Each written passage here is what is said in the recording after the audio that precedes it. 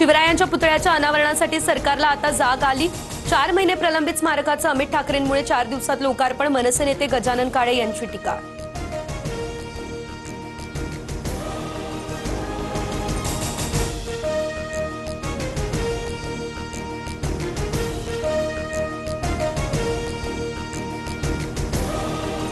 ACBC आरक्षण विरोधातील याचिकेवरती आता हायकोर्टामध्ये सुनावणी। मराठा समाजातील मुलांकडे शासकीय नोकरीचं प्रमाण अधिक, मग आरक्षणाची काय गरज? याचिकाकर्त्यांच्या वकिलांचा युक्तिवाद।